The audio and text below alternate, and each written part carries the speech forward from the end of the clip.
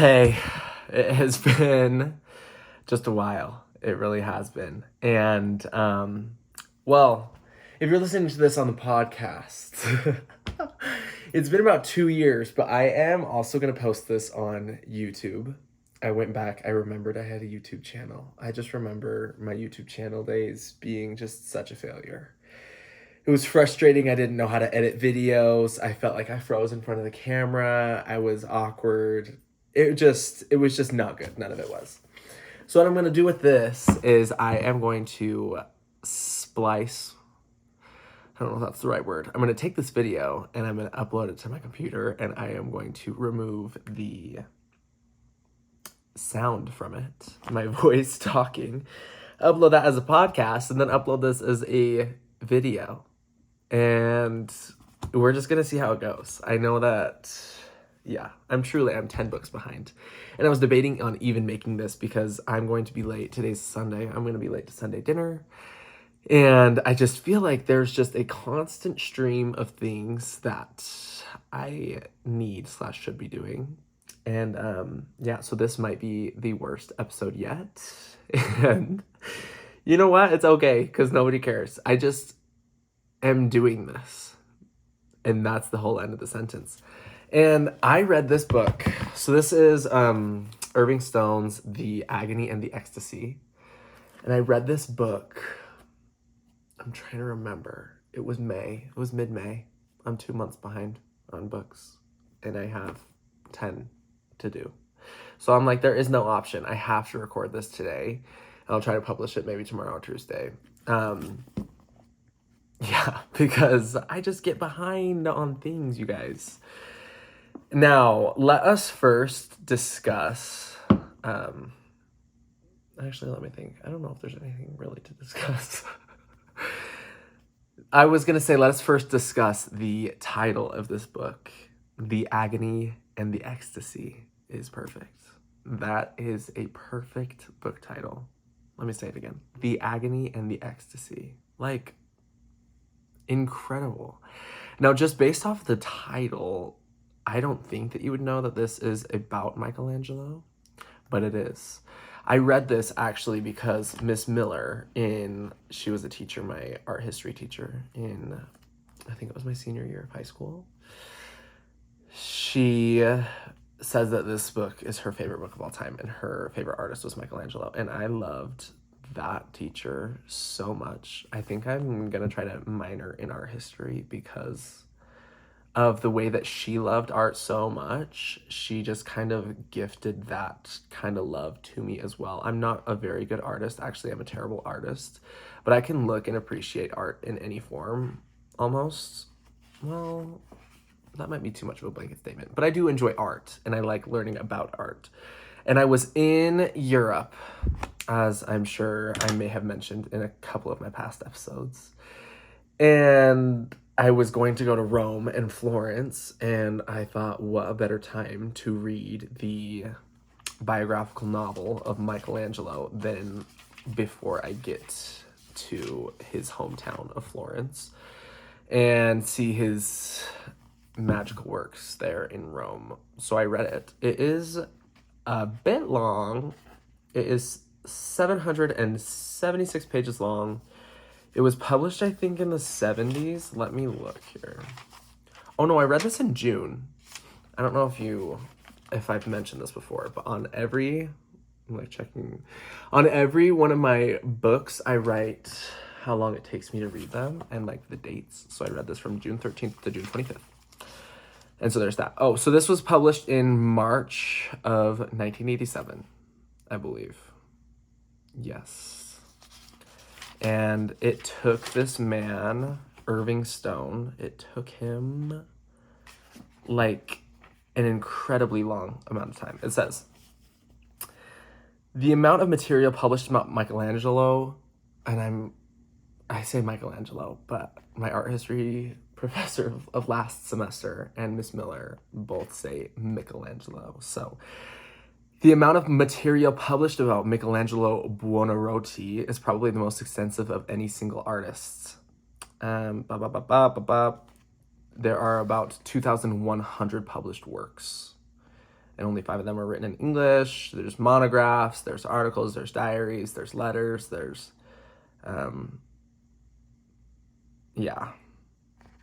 genealogies. Anyway, so there's just a lot. And I think that he did research on this book for 6 years before it was actually published. And it honestly just follows the life of Michelangelo. It sounds funny saying Michelangelo. Michelangelo, from when he was 13 years old and he was first accepted into a little art guild. I am pretty sure that's what it was. He started off in like an art guild. A painting. No. Because art wasn't a guild back then, I'm pretty sure. I'm pretty sure that's like the whole big thing. Oh, look, I just opened to this page right here. It says that there are 12 guilds. Blah, blah, blah, blah, blah, blah. What is a sculptor? This is him talking with his dad, I'm pretty sure. He says, what is a sculptor? A sculptor, lower than a painter, not even a member of the 12 guilds. It's a laborer, like a wood chopper or an olive picker. And then Michelangelo says, with one big difference, oh no, this is Granacci saying, with one big difference, the olives are pressed for oil, the wood is burned cooking soup, both are consumed. Art has a magic quality. Art has a magic quality. The more minds that digest it, the longer it lives. So, anyway, Granacci wasn't his first master. That was Ghirlandaio.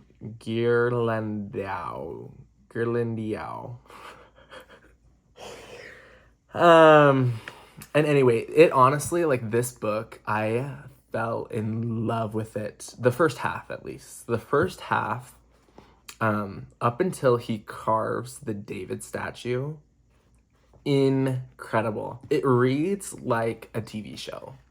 Like, it is so good. And then after because there's just honestly so much. Like, the politics, because in Italy at that time, it wasn't just Italy. Like, there were city-states. Florence was its own city-state. Rome was its own city-state. Milan was its own city-state. They were all city-states, and they were all at war with each other all the time over everything. And so it wasn't just Michelangelo growing up and making art. In fact, he never even wanted to paint the Sistine Chapel. He just wanted to be able to have the liberty to carve what he wanted to carve. He was a sculptor. He thought that sculpting was the highest degree of art that there could be, because, like, you look at a sculpture, you could look at it from 360 degrees. So it's like 360 paintings that come together and make the perfect sculpture. And he was a perfectionist. It's just wild. Like, reading about how some of these popes would, like, I don't know, there's so much more politics than what you really think. You think that, like, oh, he just carved the David because he wanted to, or he did all these things because he had a choice, but, like, not really, because you have got to eat food and you've got to make money, so you do them off commissions, and then there's, just so much stuff happens. But as I just flipped to on page 92, God shapes the back to the burden. So there you go. Michelangelo's back was for surely shaped. And the way that Michelangelo thinks, like, his brain, it is incredible. Because it talks about, well, it doesn't talk explicitly about how art at that time, like, everyone would depict scenes relatively the same. Like, the Pietà, he totally revolutionized the way that Christ looked in that. Because Christ wasn't just like some... Anyway, we don't even have to get into, like, the art history of things. But, like, before that, Christ was kind of just like this iconic figure, and he was this... And he always had, like, a halo over his head, and he was always, like, God, And in the Pietà, Mary, if you don't know the statue, Mary is holding her son, just after he gets taken down from the cross, and she's holding him there, and he is just a normal looking man, which was revolutionary.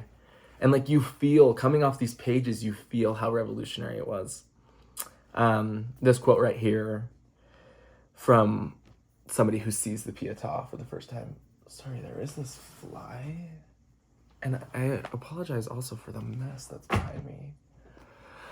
And I'm like, I still need a shower today. I probably look like garbage. You know what? It's just like, we do what we can with what we're given. So somebody sees it and says, "You make me feel compassion for him always before I thought Christ was feeling compassion for me." So he just totally, like, his perspective, his take on things, incredible. Oh, and this is also about the Pietà. There would be no halos, no angels. There would be two human beings whom God had chosen. And like, that, to me, is beautiful. And it also talks about his love life, which is kind of not the best in the whole world. He lives for a moment with the Medici family, who is like the most powerful family for sure in Florence, but maybe in all of Italy. And yeah, there's just like such like a power struggle between like everybody at this time, it feels like. Anyway, but that's not why I bring up the Medici family. He I wouldn't say he falls in love, but like, he does love their the Medici. It's not Lorenzo. Is it Lorenzo? It might have been Lorenzo Medici, who's like one of the first Medici patriarchs. Gosh, I can't remember. This is why I shouldn't have waited 2 months to make this, and that's on me. Sorry, everybody. Sorry to myself, my future self. Anyway, there's this daughter named Contessina. And anyway, when he first moves in with the Medici family, they start to like each other, and you read about that, and then they grow apart, and she, because she's the daughter of a very rich family, is what's it called when they make like an arranged marriage with another powerful family. Anyway, it's just a whole thing, and he sees her every now and then throughout the book, and yeah, just his feelings, you know. It's just kind of crazy. Oh, and here's another way that he revolutionized the things. The David statue. Historically, before his David statue, the one that changed everything, the statues, the depictions would always have Goliath's head, like, at his feet. And he decided to... it says, the full meaning of David was obscured by having that horrendous head forever chained to his ankles. And so it says, without the reminder of Goliath's head, he might stand as the symbol of man's courage and his victory over far more important enemies. Like, it isn't just the head that he conquered. It isn't just it's Goliath's head. There's like, I don't know, Goliaths come in all sorts of shapes and sizes. And he is just, like, he turns back to the Bible. And he's like, let me see for myself. Let me see. It's like he's almost able to look at something and just make his own perspective, which is interesting, because I also recently read a book. I think I'll be talking about it next time. Talking about something completely different. But it's like, are human beings able to come up with their own ideas, or is everything passed down from one human being to another and just altered slightly? And yeah, just interesting to think about. Anyway, I love how Michelangelo loves beautiful things. It says, this is a conversation between him and Clarissa, another one of his love interests in the book. And they say, God invented love. This is beautiful. Could the devil be tempting us? The devil is an invention of man. There is no evil, ? And then Michelangelo says, sorry, this was like a conversation between two people. I'm not very good at reading out loud. But Michelangelo says, ugliness is evil. And there, the devil lies in ugliness. Yeah, and anyway, you can just also, like, feel of his faith. Like, he loves God.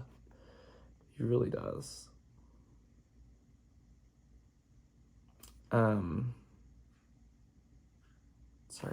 I'm trying to read if I should read the other things that I marked. The reason that I think the first half is better than the second half is because the first half, it covers, like, it moves at such, like, a predictable, not predictable, but kind of a predictable pace of, like, his life. Like, you really get a snapshot of everything that's going on throughout his life. The second half of the book, he, like, goes and he serves in the army for a second, and time just speeds up. It speeds up a lot faster. So the book starts when he's like 13 and it ends when he's 89. But I'd say in the middle is when he's still, like, in his prime. Like, it only covers maybe like 15 to 20 years. And that's, like, when he produces most of his masterpieces. And then, yeah, there's some drama with the Pope. Yeah, I don't know. Anyway, because then the time just seems to speed up. And so it's harder to keep up with exactly how and what he's feeling throughout all of it. But you still kind of do get a good grasp of what's going on. I would definitely prefer the first half over the second half, though. One thing that I'm going to end with, I don't even know how long this video has been. That's one nice thing about not videoing. I'm just shooting this on my phone, and the phone is propped up on a book right now. This is another little conversation that he has with his brother. And it says, "Have you ever lacked for anything?" And Michelangelo says, "My proper place in life."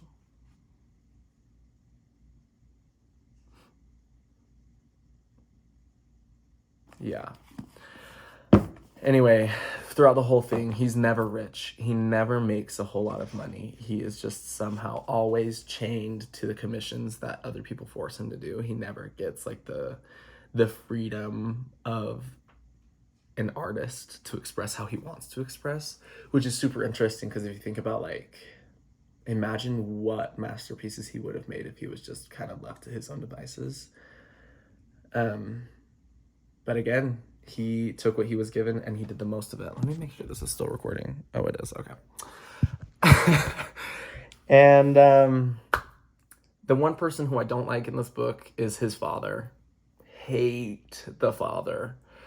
The father, so the Buonarroti family, and it's also crazy how all of this is real. Like, I was reading this and then I was going out and seeing all of the works of art too, and it was like, this actually really happened.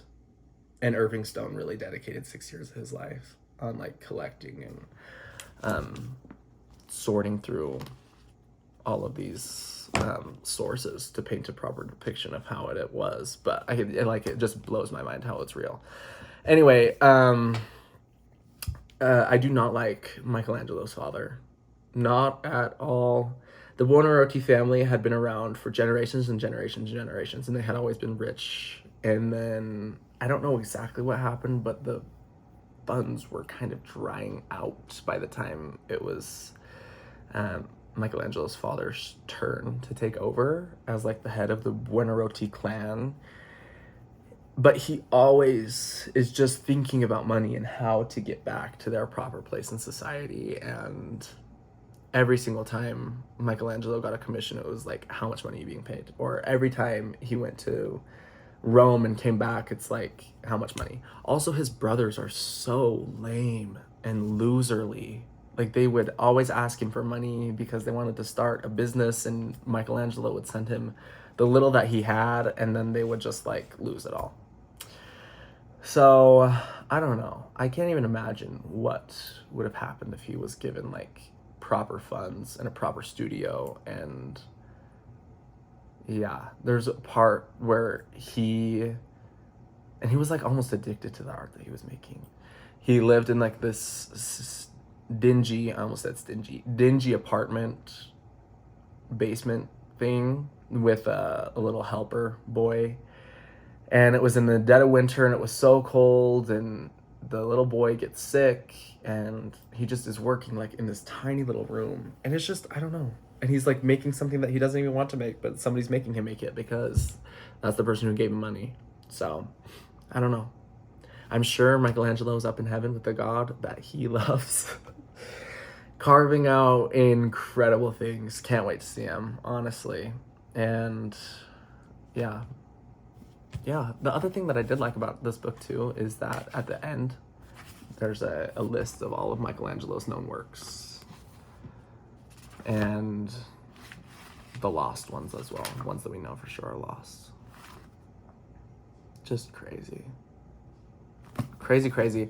I would recommend this book. I really liked it. It's long.